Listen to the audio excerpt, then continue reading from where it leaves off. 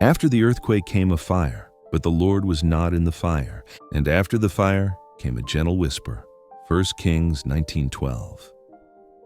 There's a point when the noise of life becomes too much. The news shouts, the notifications pile up. Everyone seems to have an opinion, a crisis, a demand for attention. We tell ourselves we're listening for God, but often we're just trying to survive the noise. And like Elijah, we expect God to break through with power, a voice so loud it silences everything else. But when God came to Elijah, he wasn't in the wind that tore through the mountains. He wasn't in the earthquake that shook the ground beneath his feet. He wasn't even in the fire that burned around him. He came in a whisper, barely audible, but impossible to ignore once you've heard it. Elijah was a man of action, a prophet who had faced down kings, stood alone against hundreds of false prophets, and seen fire fall from heaven. And yet, when fear caught up with him, when the world felt too heavy, he ran. He hid in a cave, overwhelmed and done. That's where God met him, not with condemnation, not with a thunderous command, but with gentleness, a whisper. Because the God who commands the universe is also the one who stoops down to comfort the weary soul. Maybe that's where you are right now. Maybe life has been one long earthquake.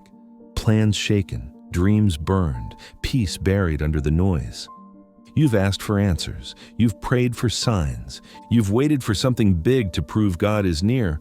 But what if the very silence you fear is where He's already speaking? To hope in the Lord isn't to demand a miracle.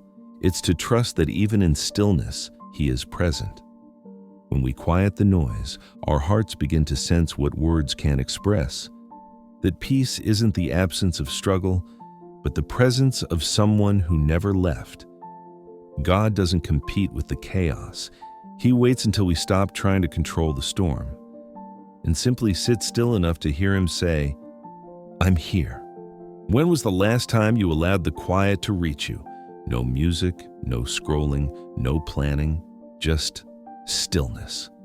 In that kind of quiet, worries begin to lose their hold. The soul exhales, and in the whisper of peace that follows, you'll realize He never stopped speaking. You just needed to slow down long enough to listen.